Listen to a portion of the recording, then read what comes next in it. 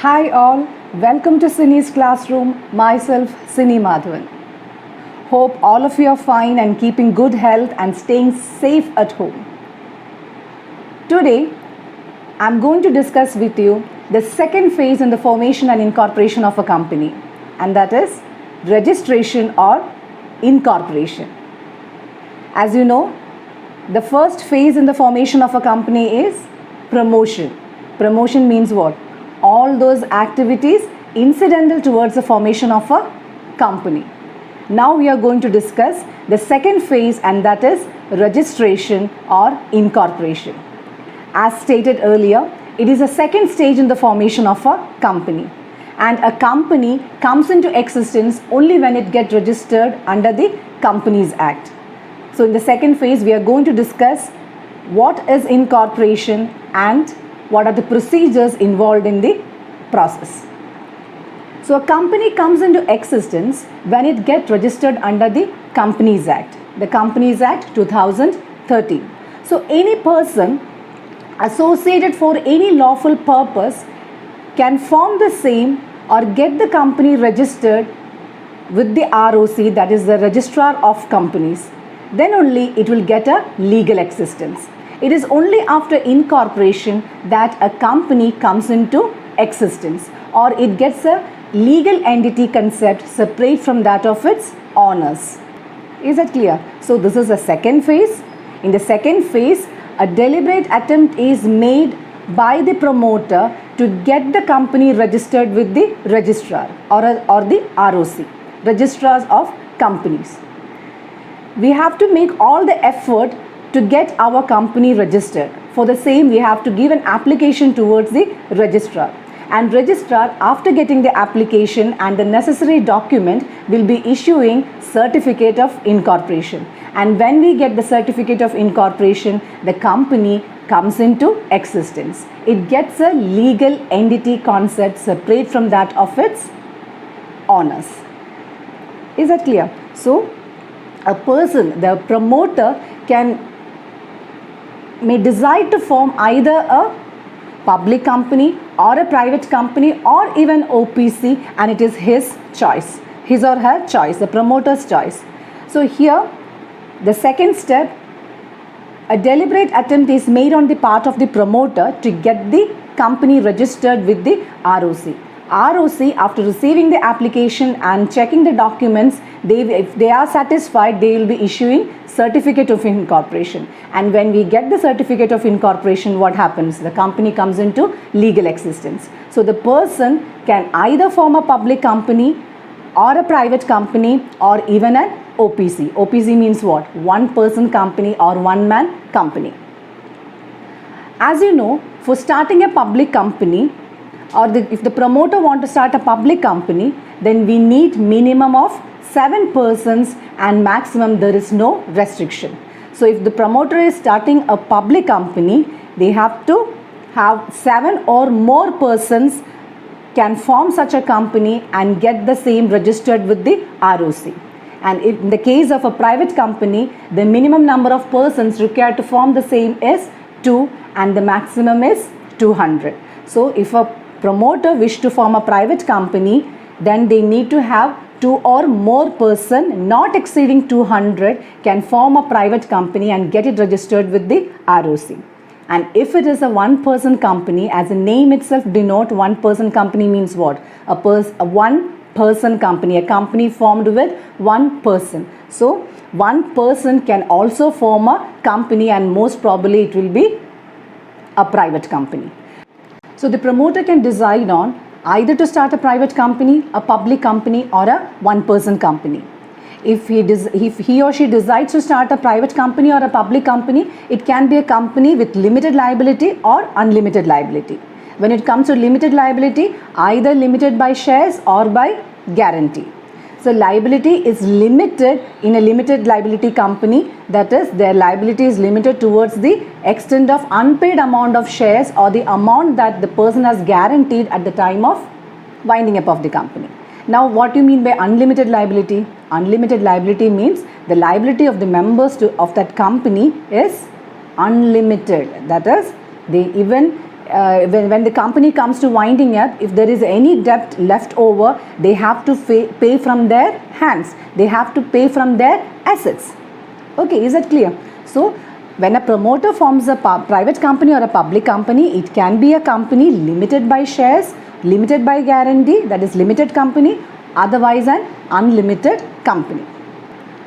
Now, after deciding on such matters, the promoter will be giving an application towards the registrar for getting the company registered along with all the necessary documents.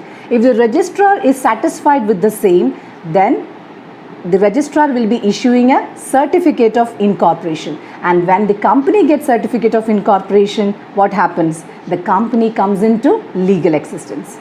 So a company gets legal existence only when it is being registered with the ROC or with the registrar. So it becomes a separate legal entity, separate from that of its members or owners.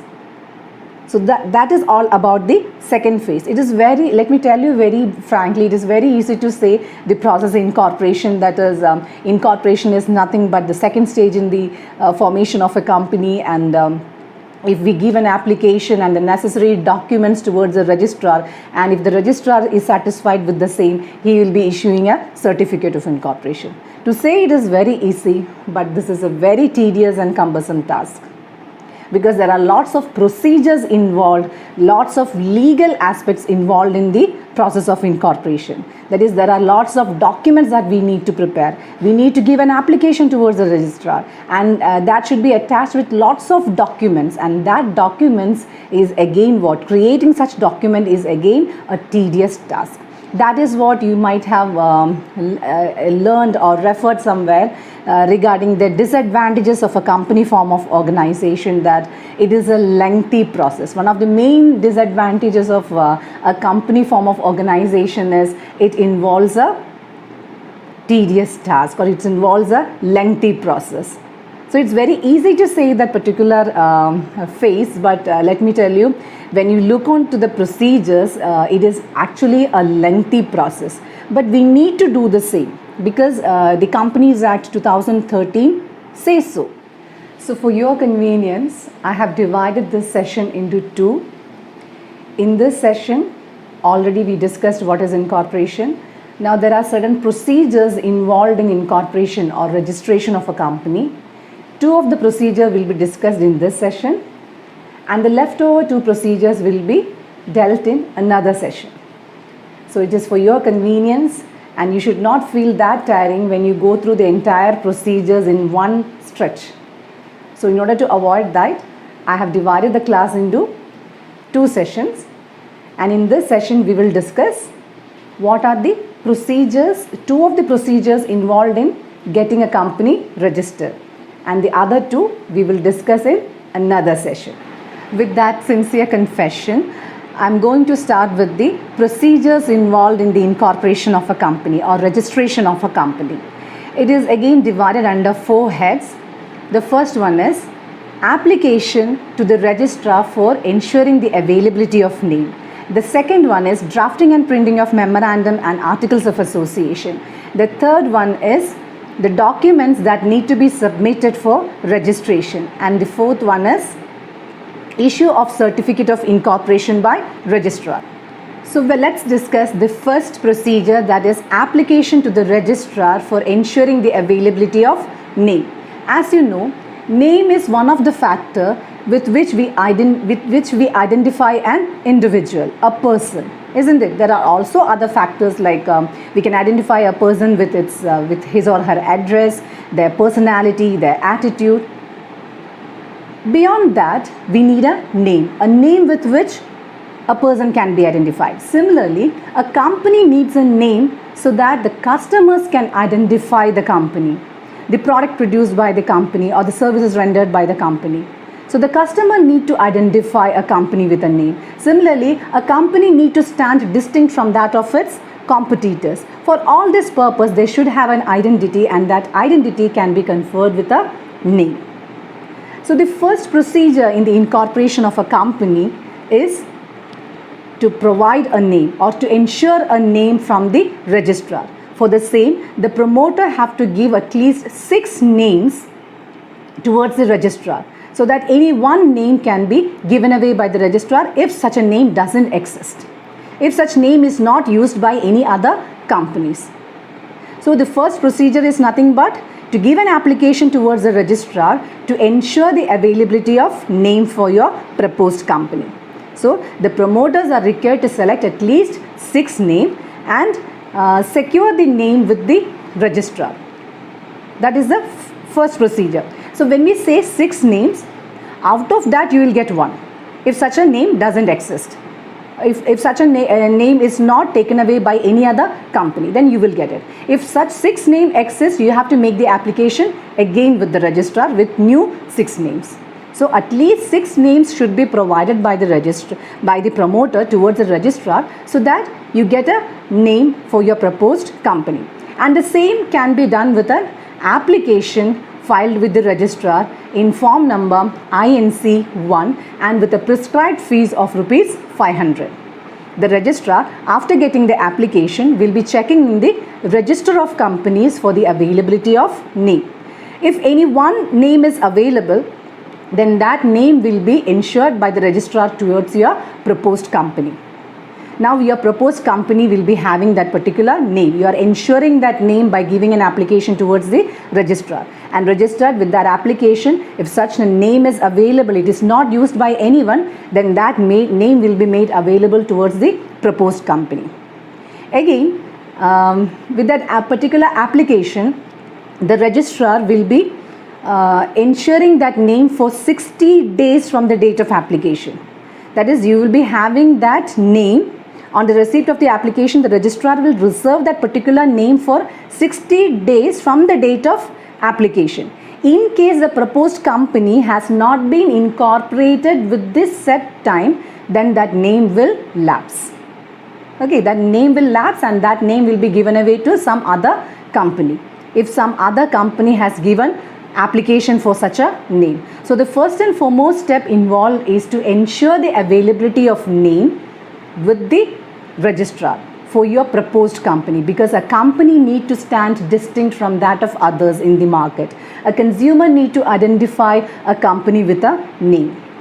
So we have to ensure a name for our company, and that can be done by giving an application in form INC 1 with a prescribed fees of rupees 500 towards the registrar. Registrar, on receipt of such application, will check into the register of companies and will ensure your name. Among that 6 names, 1 name will be assigned to you. So the registrar, on the receipt, the registrar will be reserving such a name for 60 days from the date of application. And if your company is not incorporated within the stated time, or incorporated within such a period mentioned in the Companies Act, the name will be lapsed and that particular name will be given away to some other company. So few more matters pertaining to the name of a proposed company. The name that you are going to state in the Memorandum of Association, or the name that you are proposing for your company, shall not be a name that is identical or in resemblance with that of a company that is already in existence under the Companies Act or any other previous law. So if I am proposing to start a company and I am putting the name Tata, that means what? It is resembling with that of an already existing company, isn't it? It is something not resembling, it is identical with that of the already existing company. Otherwise, I will not be giving the name Tata, I will be giving Tata and Sini. So there is what? A resemblance, isn't it? So the name that I am proposing or the promoter is proposing should not be identical or resemble with that of an existing company that is formed under the Companies Act 2013 or any previous Companies Act. That should be one point that we have to consider while ensuring a name for our company. The second one is the name that used by the proposed company should not be something that is undesirable in the eyes of central government. That is, the central government feels that the company is against the integrity of a nation, for instance. They are having the power to direct the company to change the name even after registration as per section 16 of the Companies Act. So the central government feels that the name given by the company is undesirable, then they cannot use such a name.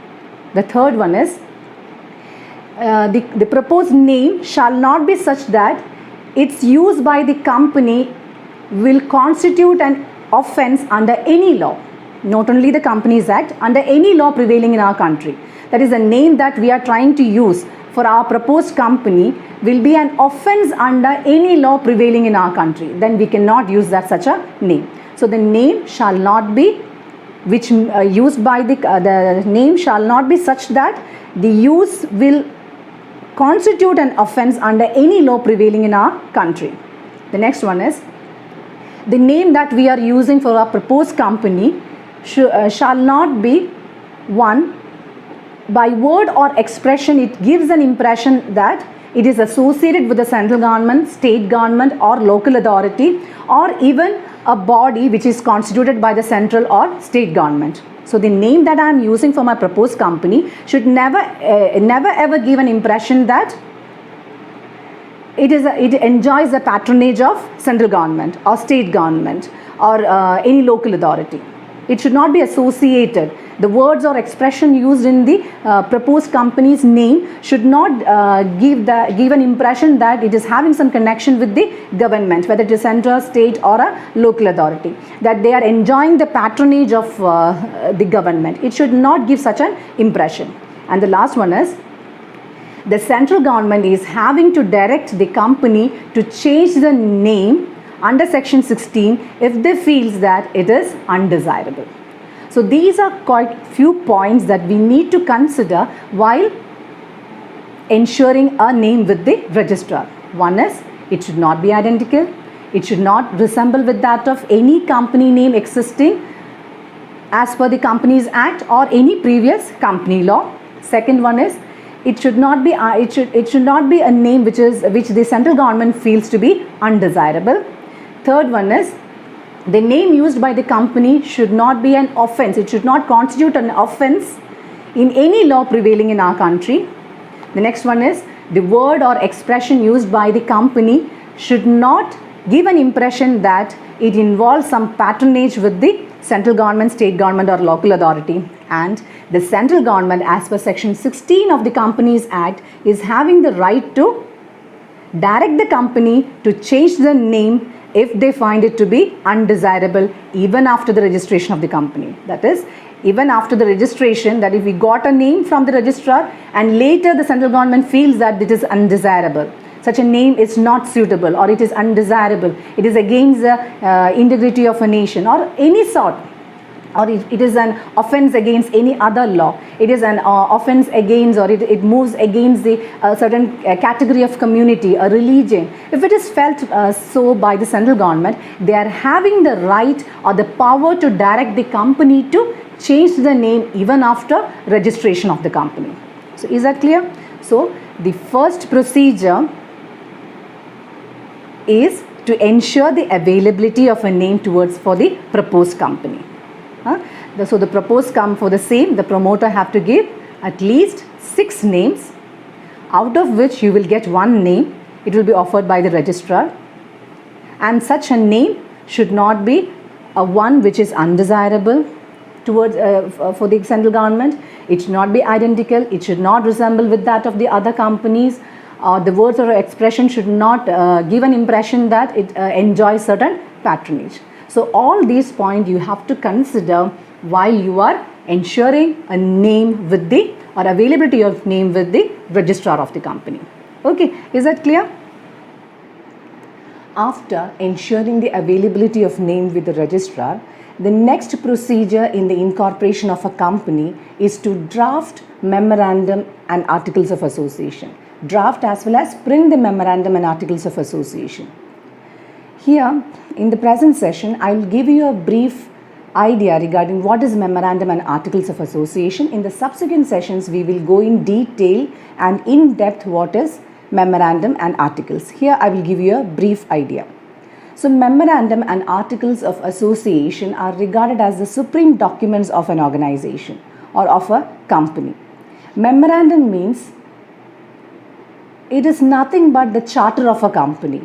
It's a document which depicts the objects, powers as well as scope of a company.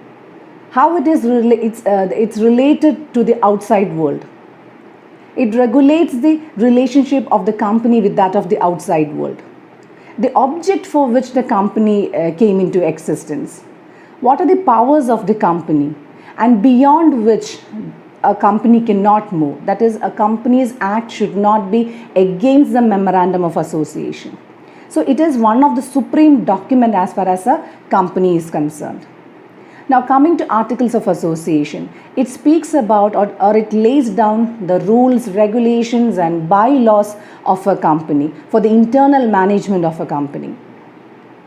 So as I said, Memorandum is a supreme document and Articles of Association becomes the subordinate of Memorandum. Memorandum speaks about the objects of the company, whereas Articles of Association lays down the rules by which we can, or the means by which we can accomplish the objectives, the set objectives in the Memorandum. So both are necessary for a company. Both the documents are necessary for a company. Memorandum is a supreme one and this articles comes subordinate to Memorandum.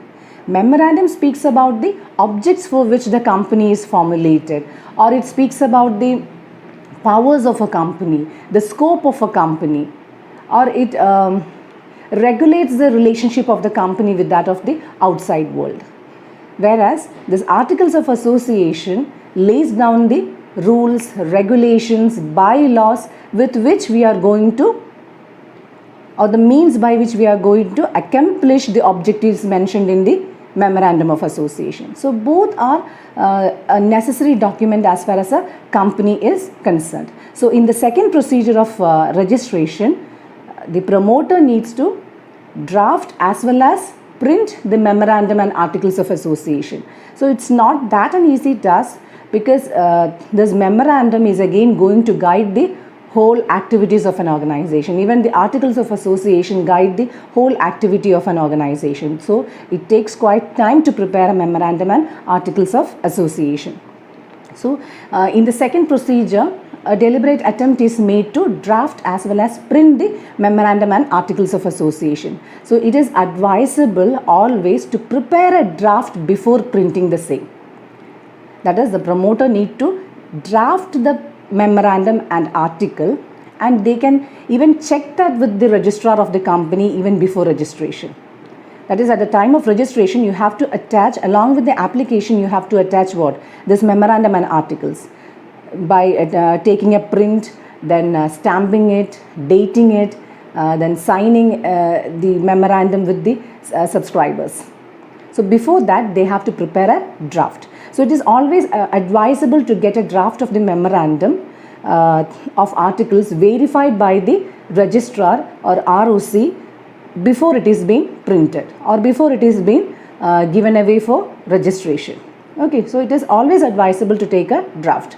Similarly, if the promoters wish to get the securities of the organization listed in any of the designated stock exchanges, it is again advisable to take the draft of the Memorandum and Articles and submit it before that stock exchange so that they can verify and ensure whether it is apt or whether there is any changes required. Okay, so it is always good that if you are going for issuing securities or you want to list securities in the stock exchange, it is always advisable on the part of the promoters to take a draft and send a draft of the Memorandum and Articles and send the same towards the stock exchange so that any suggestion or any clarification can be done even before registration. So this is the second procedure as far as the incorporation or registration of a company is concerned, that is drafting and printing two documents, that is Memorandum as well as Articles. So once again, Memorandum speaks about the objects, powers and scope of a company, whereas Article lays down the rules and regulations and bylaw by which the internal management of the company happens. Okay, so the second procedure is to draft and print the Memorandum and Articles of Association.